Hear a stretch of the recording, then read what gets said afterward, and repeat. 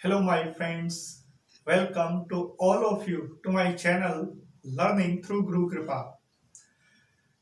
My friends, पिछले श्लोक में हमने देखा था कि भगवान श्री कृष्ण ने शरीर की तीन अवस्थाओं के विषय में कहा कि जैसे शरीर में बाल्यावस्था आती है, युवावस्था आती है, वृद्धावस्था आती है, ठीक ऐसे ही इस शरीर को त्याग कर नवीन शरीर को धारण करना वो एक चौथी अवस्था है। इस प्रोसेस को एक अवस्था मात्र जानकर इसे भी एक शरीर की नई शरीर की प्राप्ति एक अवस्था मानकर जो धीर पुरुष हैं वो मोहित नहीं होते। फिर अगले श्लोक में श्री कृष्ण इंद्रिय और इंद्रियों के विषयों के विषय में हमें समझाते हैं। श्री कृष्ण कहते हैं कि मात्रा स्पर्शास्तु कौन्तेय शीतोष्ण सुख दुःखदाः आगमापायिनो नित्याः तान्ते तेक्ष भारत। श्री कृष्ण कहते हैं, हे अर्जुन, ये जो सर्दी, गर्मी, सुख दुख आदि इंद्रिय और विषयों के भोग हैं, वो सब अनित्य हैं, वो सब मोर्टल हैं, नाशवान हैं। इसलिए तू उनको सहन कर, उनके अधीन मत हो। तो यहाँ इस श्लोक में जो हमें इंद्रिय और उनके भोगों के विषय में बात की गई, इंद्रिय और उनके विषयों के विषय में बात कही गई, हमें पहले उसको थोड़ा समझना होगा कि ये इंद्रिय क्या हैं और उनके विषय क्या हैं। देखिए, शास्त्रों में 11 इंद्रियों का वर्णन किया जाता है। 5 कर्मेंद्रिया, 5 ज्ञानेंद्रिया और एक आंतरिक इंद्रिय मन। ये क्या है और इनके विषय क्या हैं, उनको देखिए। पहले बात करें कर्मेंद्रियों की, तो कर्मेंद्रियों में हमारे आता है वाणी, हाथ, पैर, उपस्थ और गुदा। ये 5 कर्मेंद्रियां। वाणी का काम बोलना, हाथ लेना देना छोड़ना पकड़ना, ये सब इसकी क्रियाएं होती हैं। पैर चलना फिरना उठना बैठना, उपस्थ और गुदा मल मूत्र का त्याग। ये 5 कर्मेंद्रियां हैं। फिर आता है ज्ञानेंद्रिया। ज्ञानेंद्रिया भी 5 हैं। आंख, नाक, कान, त्वचा और रसना। इनके विषय क्या है? इंद्रियों और उनके विषयों की बात की गई तो आंख का विषय रूप, नाक का गंध, कान का शब्द, त्वचा का स्पर्श और रसना का रस, चखना, टेस्ट करना। तो यहां पर जो 11वीं इंद्रिय है मन, उसकी बड़ी इंपॉर्टेंस है, क्योंकि ये 10 इंद्रियां तब तक कार्य नहीं कर पाती जब तक कि 11वीं इंद्री मन का साथ इनको ना मिले। जैसे हम क्लास में बैठे हैं, टीचर हमें पढ़ा रहे हैं, तो हम टीचर के कहे जा रहे शब्दों को सुन रहे हैं, लेकिन अगर हमारा मन टीचर के सुनने में, क्लास में नहीं है, हमारा मन कहीं और है, तो टीचर ने जो हमें बोला, जो हमने सुना, वो किसी काम का नहीं।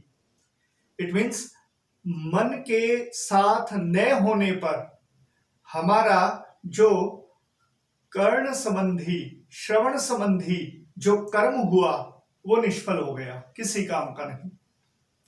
जैसे हम कुछ देख रहे हैं, अब देखते हुए हमारी आंख जो ज्ञानेंद्रिय है वो काम कर रही है, हम देख रहे हैं, लेकिन हमारा मन कहीं और है, तो हमारे सामने क्या दृश्य चल रहा है वो निष्फल होगा, उसका कोई प्रयोजन नहीं। तो ये 10 इंद्रियां बिना मन के अधूरी है। मन ही इन 10 इंद्रियों के माध्यम से सुख दुख लाभ हानि इन सबको महसूस करता है, अनुभव करता है, ग्रहण करता है। तो ये इंद्रियां हैं और उनके विषय हैं। तो श्री कृष्ण कहते हैं कि जो मनुष्य इन इंद्रियों और इनके भोगों में नहीं रमता, उसे क्या पद मिलता है, वो किस योग्य कहा जाता है। तो अगले श्लोक में श्री कृष्ण कहते हैं इयं हि नैव्यथ्यन्त्येते पुरुषं पुरुषऋषभ समदुः सुखं धीरं सौमृतत्वाय कल्पते। कि हे अर्जुन, जो मनुष्य सर्दी गर्मी सुख दुख इनको समान मानकर इनमें नहीं रमता, इनसे अछूता बना रहता है, वह इंद्रियों के विषयों में रमण न करने वाला पुरुष ईश्वर प्राप्ति का अधिकारी हो जाता है, उस अमृत तत्व को पाने का अधिकारी हो जाता है। किस अमृत तत्व को? जिसको पाकर मनुष्य अमर हो जाता है, यानी कि वो ईश्वर को, ईश्वर के ब्रह्म रूप को, ईश्वर के तत्व ज्ञान को जानने का अधिकारी हो जाता है। यानी कि हमें अगर ईश्वर का तात्विक ज्ञान अनुभव करना है, ईश्वर की अनुभूति करनी है, तो उसके लिए श्री कृष्ण कहते हैं कि हे अर्जुन, इंद्रिय और इंद्रियों के भोगों में तू अपने मन को न रमने दे, इनसे अपने मन को निवृत्त कर ले, हटा ले। फिर अगले श्लोक पे चलते हैं। अगले श्लोक में श्री कृष्ण कहते हैं कि नास्तो विद्यते भावो न भावो विद्यते सतः उभयोरपि दृष्टोऽन्तः तु अन्योः तत्वदर्शिभिः। कि हे अर्जुन, असत वस्तु की कभी सत्ता नहीं होती और सत वस्तु का कभी अभाव नहीं होता। इस प्रकार इन दोनों का ही तत्वज्ञानी पुरुषों द्वारा देखा गया है, जाना गया है। अब इस श्लोक में श्री कृष्ण कहते हैं कि दो प्रकार के तत्व, एक सत और एक असत, कि जो तत्वज्ञानी हैं, तत्वदर्शी हैं, उन्होंने ये कंक्लूजन निकाला है कि इस ब्रह्मांड में, इस दुनिया में हमें दो प्रकार के तत्व मिलते हैं, एक सत और एक असत। सत वो जो हमेशा रहे, सदा को रहे, जिसका कभी विनाश ना हो, और असत वो जो चेंजेबल हो, जो मोर्टल हो, जो नाशवान हो। तो श्री कृष्ण कहते हैं जो नाशवान है उसका कभी अस्तित्व नहीं होता, और जो सत है ऐसा कोई समय नहीं कि उसका अस्तित्व ना रहा हो। सत हमेशा रहता है और असत हमेशा को नहीं रहता। फिर इसी बात को, सत असत की बात को थोड़ा और विस्तार देते हुए और विश्लेषण करते हुए श्री कृष्ण हमें अगले श्लोक में समझाते हैं। क्या श्री कृष्ण कहते हैं अविनाशी तु तत्विद्धि येन सर्वमिदं ततं विनाशम एव यस्यास्य न कश्चित् कर्तुमर्हति।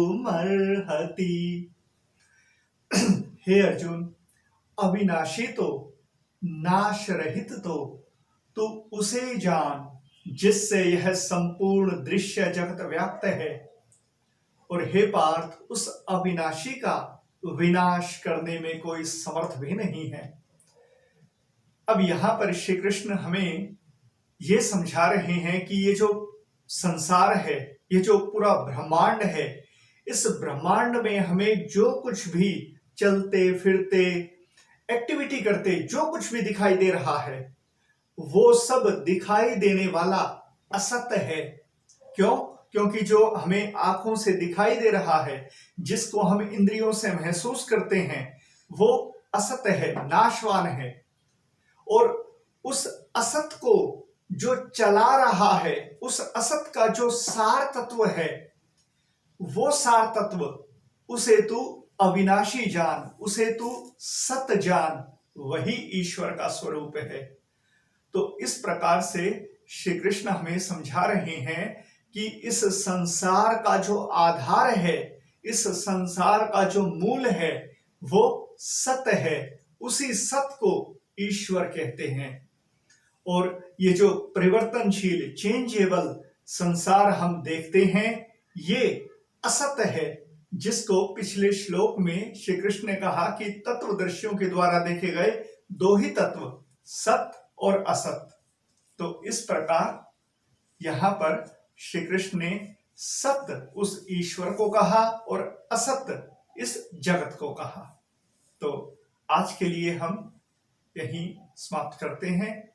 अगले श्लोक की व्याख्या, अगले श्लोक पर चर्चा हम कल करेंगे। आज के लिए इतना ही।